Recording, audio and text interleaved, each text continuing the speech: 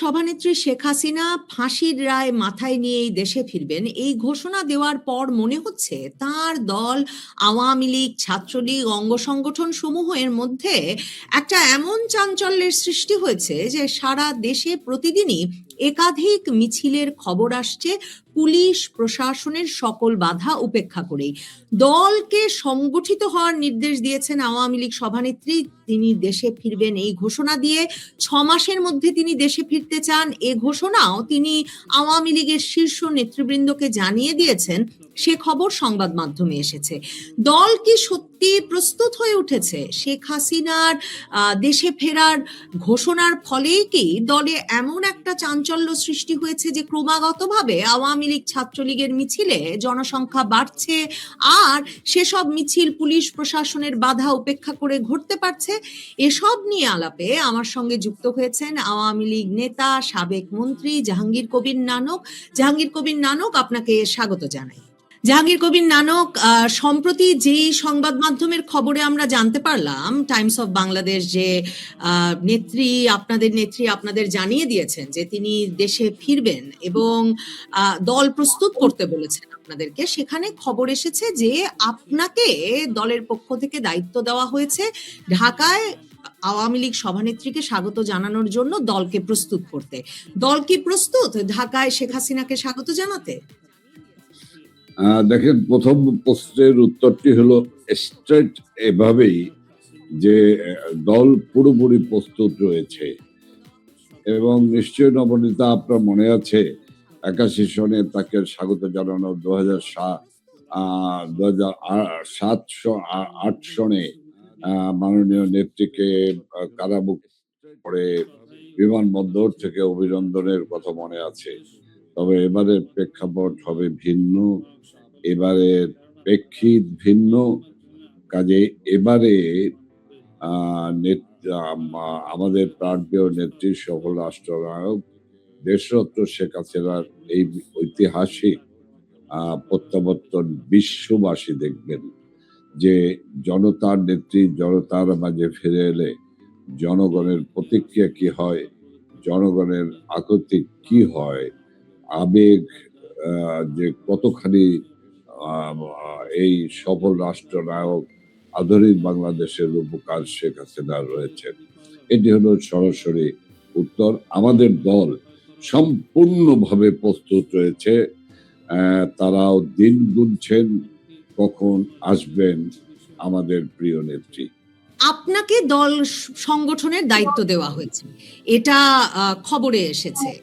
আওয়ামী লীগ সংগঠিত আছে কিনা এই নিয়ে তো আমরা 2024-এর আগস্টের পর থেকে নানা কিছু শুনেছি।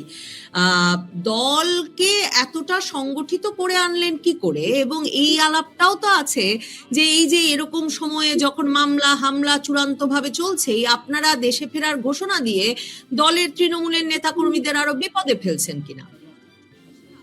দেখেন, দল যে সংগঠিত হয়েছে, দল কখন সংগঠিত ছিল না, কি পরিপ্রেক্ষিতে বিষয়টি বলছেন আমি বুঝি, কিন্তু সে বিষয় নিয়ে কথা বলা যাবে না এখন। আমি শুধু বলবো দল এখন যে কোনো সময়ের চেয়ে অত্যন্ত সংগঠিত এবং 2004 সালের 5ই আগস্টের পরে দল যে একটি মহা বিপর্যয়ের মধ্যে পড়েছিল, দেশ যে একটি ভয়ঙ্কর পরিস্থিতির মধ্যে পড়েছিল, সেই সময়ের পরে যে আজকে এই দলটি, এই 77 বছর বয়সী দলটি, যে দলটির নেতৃত্বে 52-এর ভাষা আন্দোলন, 70-এর নির্বাচন, 69-এর গণঅভ্যুত্থান, 71-এর মহান মুক্তিযুদ্ধ হয়েছে, দেশ স্বাধীন হয়েছে, সেই দলটিকে অনেকেই যারা ক্ষমতা দখলকারী তারা ভেবেছিলেন যে কিছু নেতা কর্মীকে হত্যা করতে পারলে, বাড়িঘর জ্বালিয়ে দিলে, আতঙ্ক সৃষ্টি করতে পারলে, ভয়ভীতি সৃষ্টি করতে পারলেই এই দলটিকে নিঃশেষ হয়ে যাবে। আসলে ওরা হাম্মুকের স্বর্গে বাস করে, তো ওদের রাজনৈতিক প্রজ্ঞা বলতে কোনো জিনিসটাই, রাষ্ট্র পরিচালনার তো অভিজ্ঞতা নাই বটে। কিন্তু এই দলটি এখন এমন ভাবে সংগঠিত হয়েছে, নবনীতা, আমি হতবাক হয়ে যাই, আমি অবাক হয়ে যাই। কাজেই দল এখন সম্পূর্ণ প্রস্তুত হয়েছে, এবং দল যে প্রস্তুত হয়ে গিয়েছে, নিশ্চয়ই সমসাময়িক কালে নির্ধারিত কর্মসূচির বাইরেও আর কর্মীরা বসে থাকতে চায় না। সেই কারণেই তারা কিন্তু মিছিলের পর মিছিলের নগরীতে পরিণত করছে। কাজেই এই মিছিল দেখে কিন্তু আপনি এই বড় বড় মিছিল, বিশাল বিশাল মিছিলগুলি দেখে আপনি বা কেউই ধারণা করবেন না যে এই মিছিলই হলো আমাদের আকৃতি। আসলে আমরা কিছু কৌশলগত দিক দিয়ে এগোচ্ছি, কারণ বুঝে নিত যে এই ক্ষমতাসীন গোষ্ঠী আগে যারা 18 মাস ছিল খনি ইউনুসের নেতৃত্বে, অর্থ লুটেরা ইউনুসের নেতৃত্বে, রক্ত পিপাসু ইউনুসের নেতৃত্বে 18 মাস দেশরত্ন জননেত্রী শেখ হাসিনার গড়া সাজানো বাগানকে ধ্বংস করে সমস্ত সবকিছু তছনছ করে দিয়েছে। পরবর্তীকালে 12ই ফেব্রুয়ারির তথাকথিত সান্ধ্যকালীন নির্বাচনের মধ্য দিয়ে যে যারা ক্ষমতায় এসেছেন তাদেরকে বাংলাদেশের মানুষ সবাই চেনে এবং জানে। শাক দিয়ে মাছ ঢাকা যাবে না, নবনীতা।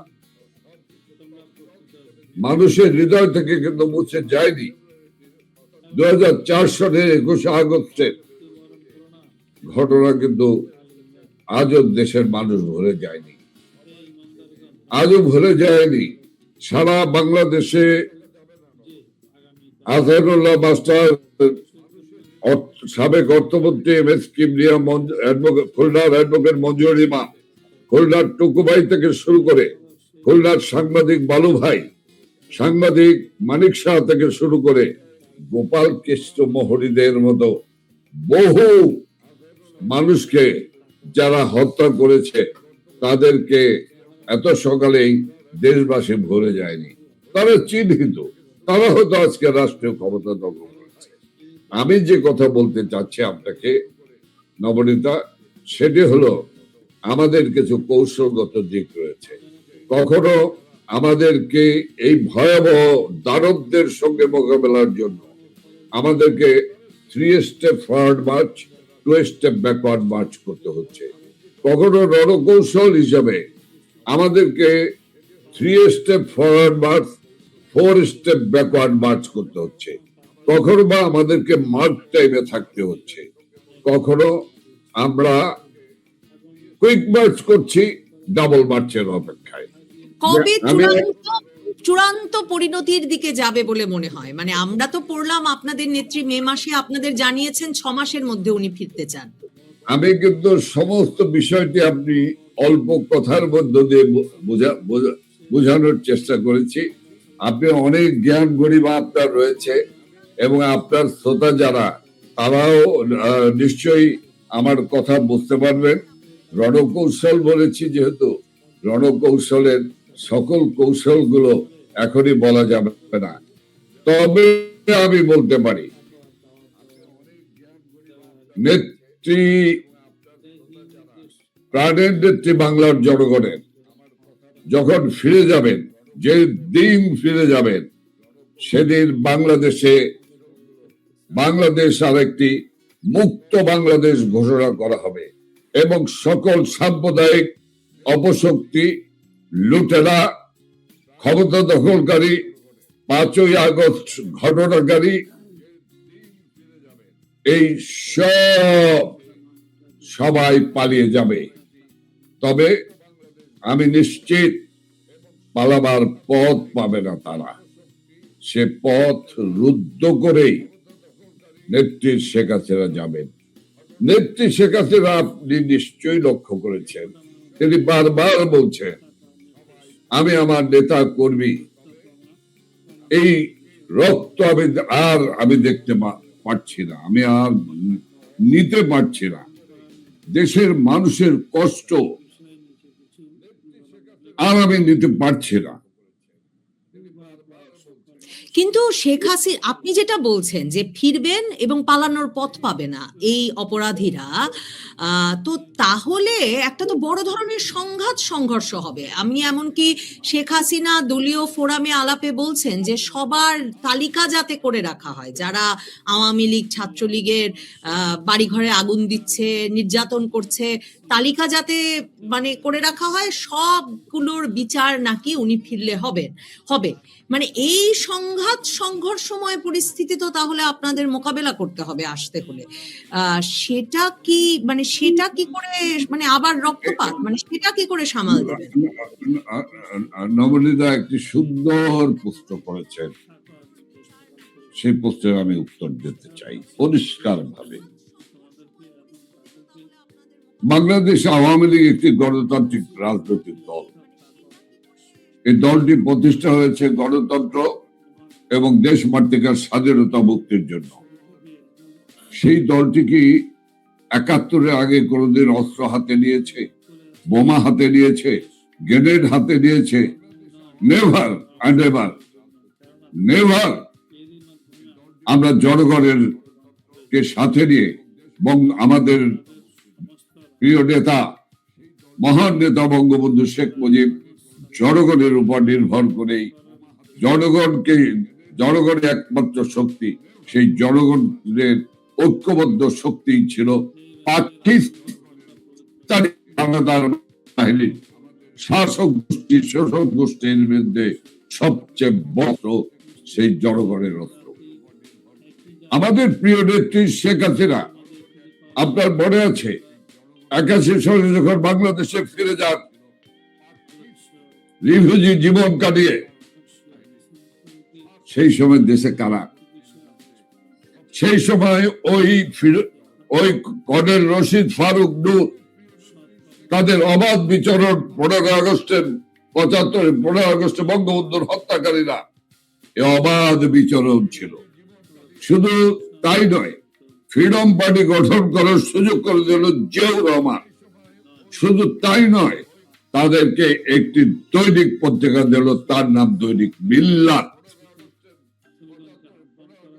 সেই বাংলাদেশ, যে বাংলাদেশে ৭১-এ যাদেরকে আমরা পরাজিত করেছি মুক্তিযুদ্ধের মধ্য দিয়ে, সেই মুক্তিযুদ্ধের বিরোধিতাকারী যারা পালিয়ে গিয়েছিল, কেউ পাকিস্তান, কেউ গুলিস্তান, কেউ সাবিস্তানে পালিয়ে গিয়েছিলেন, তারা সব এসে আবার উজাড়ে এসে ভেসে উঠলো, শক্তি সঞ্চয় করলো, রাজনীতি শুরু করলো। কে অধিকার দিয়েছিল? জিয়াউর রহমান। সেই দেশে কিন্তু শেখ হাসিনা, ওই যে বঙ্গবন্ধু রক্ত তার ধমনীতে, যে রক্ত হলো একটি সাহসী রক্ত, সেই রক্তের উত্তরাধিকার বঙ্গবন্ধু কন্যা শেখ হাসিনা কিন্তু সেই দেশে ফিরে গেলেন। তিনি কিন্তু মৃত্যুকে পরোয়া করলেন না, মৃত্যুকে তিনি আলিঙ্গন করে ফিরে গেলেন। আমাদের মধ্যে, আমরা তখন ছাত্র নেতা, আমাদের মধ্যে আতঙ্ক ছিল, কখন যেন বিমান থেকে নামার পরে কখন যেন কি দুর্ঘটনা ঘটে যায়, কখন যেন একটি গুলি গিয়ে তার বুককে বিদীর্ণ করে দেয় এই খুনিরা, এই হত্যাকারীরা। সেই বাংলাদেশে আমরা ২৪-এর ৫ই আগস্টের পর থেকে আমরা আন্দোলন সংগ্রাম করছি। আমরা কিন্তু অস্ত্রে বিশ্বাস করি না, অস্ত্র হাতে নেই নাই, কিন্তু আমাদের বিরুদ্ধে অস্ত্র ব্যবহার করা হয়েছে। আমরা কিন্তু অস্ত্র হাতে নেই নাই। আমাদের কারণ, আমাদের অস্ত্র হলো আমাদের কর্মী বাহিনী, আমাদের অস্ত্র হলো আওয়ামী লীগ, যুবলীগ, ছাত্রলীগ, স্বেচ্ছাসেবক লীগ, মহিলা আওয়ামী লীগ, যুব মহিলা লীগের কোটি কোটি নেতা কর্মী।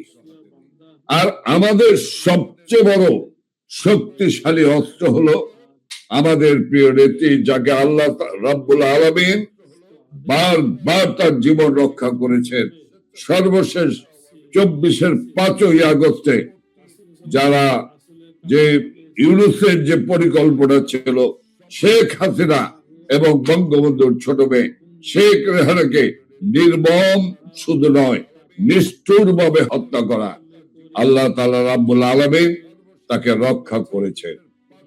তাই আমরা বলতে চাই, আমাদের সবচেয়ে শক্তিশালী, মহাশক্তিশালী অস্ত্র হলো আমাদের দুঃসাহসী নেত্রী শেখ হাসিনা এবং শেখ হাসিনা। কাজেই এই মহাশক্তিধর অস্ত্র আর জনগণের শক্তির অস্ত্র, এই দুয়ে মিলে নিশ্চয়ই তো বিচার হতে হবে। আমার মাকে আপনি হত্যা করেছেন, তার বিচার হবে না? তার বিচারের কথা শেখ হাসিনা বলবেন না? আমার কর্মীর হাত কেটেছেন, পাও কেটেছেন, তার বিচার হবে না? 2001 সনে মাফ করেছি।